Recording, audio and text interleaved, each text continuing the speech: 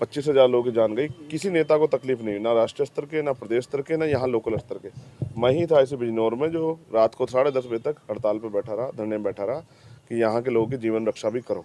तो मैं तो नगीना से इस तरह प्यार करता हूँ जिस तरह से लोग अपनी माँ से प्यार करते हैं। ये वो मिट्टी है जिसने बहुत लोगों को इज्जत दी है। आपने कहा कि वो उनका निर्णय था सपा वाला भी, लेकिन सपा वाले आपके खिलाफ प्रत्याशी उतार रहे हैं, मायावती जी आपके प्रत्याशी, यानी दोनों का टारगेट आप है। आप झगड़ा कराना चाहते हैं मेरा उनका? नहीं, झगड़ा नहीं, हम तो सवाल कर रहे हैं आपसे कि मैं बस ऐसा सीधा ये कह रहा हूँ, लोकतंत्र है, सबको अधिकार है। क्या आप वो अपने अपने प्रत्याशी उतारें और उनके प्रत्याशी जाके फील्ड में काम करें, उनके लिए मेरी मंगल कामना है।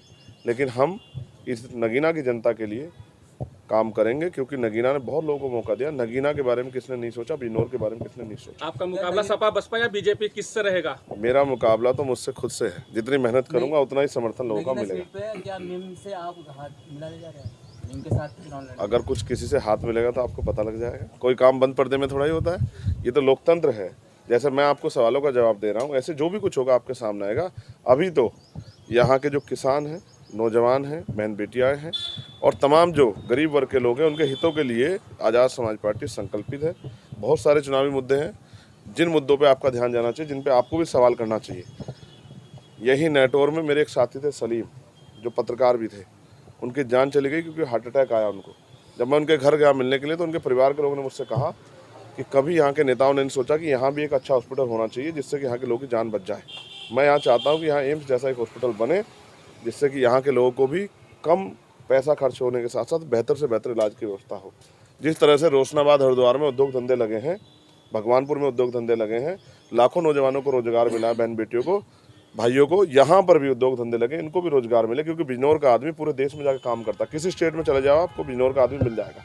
तमाम तरह से जो है किसानों की फसलों पे जाकर देखो किस तरह डाका पड़ रहा है हमारा पशुओं का, कोई पूछने वाला नहीं। गुलदार का समस्या मैंने आपको बता दिया, परसों ही 2 किसानों पे हमला किया, 450 टाँके लगे, कोई पूछने कहने वाला नहीं। और जिस तरह से अब सरकारी दफ्तरों में घूसखोरी हो रही है, गरीब आदमी जाते हुए डरता है। कई जगह तो कई ऐसे अधिकारी हैं जो थाने में जहाँ सुनवाई नहीं हो रही है, गरीब जनता परेशान है। मनरेगा का पैसा नहीं आता, मनरेगा में काम भी नहीं मिल रहा, मजदूर परेशान है, न्यूनतम वेतन नहीं मिल रहा है। तमाम तरह की जो समस्या है, ये तो बुनियादी है ही, लेकिन राष्ट्रीय स्तर पर भी जो समस्या है, सब पे यहाँ से मिली हुई ताकत का जो है लाभ हम जनता के लिए उसको काम करने का हम लोग करेंगे। चंद्रशेखर जी, उपचुनाव में खतौली में आप लोगों ने समर्थन दिया था गठबंधन को, उसके बावजूद आप लोगों को टिकट यहाँ पर नहीं, आपको गठबंधन ने कोई समर्थन आपको नहीं मिला, इसमें क्या कहना है आपका? हम हर उस व्यक्ति के साथ खड़े हैं जो भी देश बचाना चाहता है। देखो, मैंने एक बात आपको स्पष्ट कर दूं, पहले दिन से मैंने कहा, क्योंकि जब मेरे ऊपर गोली चली, 4 गोली चली, किसी सदन में आपने नहीं सुना होगा किसी भी नेता ने ये कहा हो कि भाई अगर वो चाहते तो सरकार को ही घेर लेते, कि भाई कानून व्यवस्था आपके यहाँ बहुत बेकार है, जितने लोगों का नेतृत्व कर रहा है उसी पे गोली चल रही है, आम आदमी का क्या होगा। तो किसी सदन में आपने नहीं सुना होगा जब मेरे जैसे व्यक्ति पे चली गोली के लिए कोई आवाज़ नहीं उठाता। अभी यहाँ रामपुर में एक दलित समाज के बच्चे को गोली मार दी पुलिस ने, उसका भेजा उड़ गया, सोमेश नाम के बच्चे का, और उल्टा पुलिस ने पीड़ित महिलाओं पर मुकदमा कर दिया। किसको तकलीफ हुई? यहाँ जिस तरह से नेटवर्क में सलमान को गोली लगी थी, जिस तरह से महिला पहलवान बेटियों का प्रकरण हुआ था दिल्ली में, जिस तरह किसानों का आंदोलन हुआ, किसको तकलीफ हुई? ये तकलीफ चंद्रशेखर आजाद के दिल में है, क्योंकि वो इसी वर्ग से आता है। वो एक प्राइमरी स्कूल के मास्टर का बेटा और किसान परिवार से आता है। वो गरीबों के दुख को समझता है, वो गरीबी से निकल के आया है, इसलिए इनकी लड़ाई लड़ना मेरी जिम्मेदारी। तो उन्होंने मुझे समर्थन नहीं किया, उनका धन्यवाद।